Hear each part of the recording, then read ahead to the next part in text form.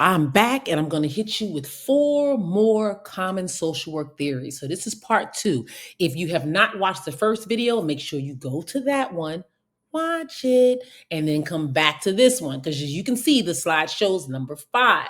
That means I've done 1, 2, 3, and 4. So please go back and we're starting out with number 5. All right, I'm going to jump right in. Person in environment theory, PIE, the PI. The founder is Carl Manningham and Florence Hollis, developed further by James Carl and Karen Waldron. Now, do you need to know all this for the test? Absolutely not, guys. I just want you to know what pi is. So I'm respecting the people who were the founders and who started this whole theory, but you need to know the basics. So let's jump in. Number 1, this theory examines how an individual's behavior in the context of their environment, considering various social, economic, and political factors impact their overall well-being. So this is how that person is in their environment. They're sitting right there in the middle of their environment, and this actual theory talks about how all these things, all these factors, the social, economic, political, and so forth, impact how that person is as a whole. This is widely used in social work assessments to better understand how external factors like housing, employment, and relationships influence a client's mental health or behavior. Some examples of populations that use PI theory are low-income families, marginalized communities, clients facing housing or employment issues. So this, again, is how the social worker might apply PI. They might apply PI when trying to address the challenges faced by a homeless individual by looking at not only their personal history, but also at systemic factors such as the availability of affordable housing and social services. So person in the environment. Let's go on to number 6, one of my fave, strength-based theory. Strengths-based theory is founded by Dennis Salaby. This theory emphasizes the strengths and the resources that individuals possess rather than focusing on their deficits. So this is huge. Even when it comes to the test prep process, guys, I encourage you to use a strength-based theory. Focus on your strengths, the areas that you do exceptionally well, and continue to build on that. Now, of course, there's some areas that you have deficits and some areas that you struggle in and some things that you might need to work on, and we'll get to that. But you must build your confidence and your motivation by doing things that you do exceptionally well. So I'm encouraging you to use a strength-based approach when practicing for this exam.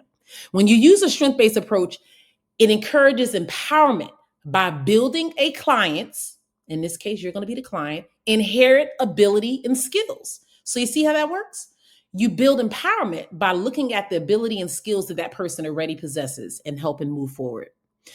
Normally, this is useful for like motivating and empowering clients, particularly in a community development, maybe trauma recovery, and of course, in mental health work overall. Some populations that use this are trauma survivors, at-risk youth, and individuals with disabilities. Some examples of how you would apply this, say a social worker might be working with a trauma survivor, and they're trying to help them identify coping skills that they already have and that has worked for them successfully in the past, so they can build upon that to gain their strength, and that in return fosters resilience. So this is how strength-based theory is utilized. Solution-focused brief therapy, SFBT, very common. You guys all know DeShazer and Enso Kimberg, who are the founders of solution-focused brief therapy. So solution-focused brief therapy is goal-oriented, it's brief, and it focuses on solution rather than problems. Ooh, don't we love that as social workers? We want to help people solve their problems, so we look for solutions. Clients are encouraged to envision in their desired future and identify steps to achieve it. Normally, this is used in short-term counseling, crisis intervention, and transitional programs. All right, so that's pretty much solution-focused brief therapy. Remember, this therapy form is also known to have the miracle question. So that is kind of like a little tool you want to use. The miracle question is normally utilized when you're using solution-focused therapy. And there's a lot of different ways the miracle question is used. Basically, you're just asking the client, like if they were to wake up and everything was the way they want it to be, what would life look like? Or if you can wave a magic wand and be how you want to be, what would that look like? Like, you're just asking them a question, like, if a miracle was to happen, how would they know that things have changed? And that's pretty much how the miracle question is given. The people have different variations of it, but that pretty much is the gist. That is solution focused brief therapy. All right, let's move on to the last one for this presentation. That is crisis intervention theory. This is Gerald Kaplan. Now, this theory focuses on helping individuals deal with acute psychological stress by offering immediate short-term assistance. The goal is to restore the individual to their previous level of functioning or better. So we normally use this in emergency situations such as natural disasters, personal trauma, or someone that has experienced a sudden loss. Now, again, if you're dealing with these type of populations, these type of situations, the populations that you're typically using this for is individuals of natural disasters, individuals that have experienced natural disasters, or better known as victims, survivors of trauma, and individuals experiencing acute mental health crises. A social worker might apply crisis intervention theory after a community disaster, providing immediate support, linking survivors to resources, and helping them cope with shock and trauma.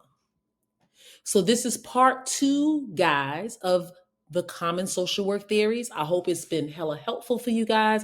I hope you're getting what you came here for. Please hit me up in the comment section and tell me if this helped you. If you want me to elaborate on one of these theories or assist you more, please don't hesitate to reach out. Make sure that you like, make sure you subscribe, and I'll have more coming at you. Thank you so much, guys. Be blessed.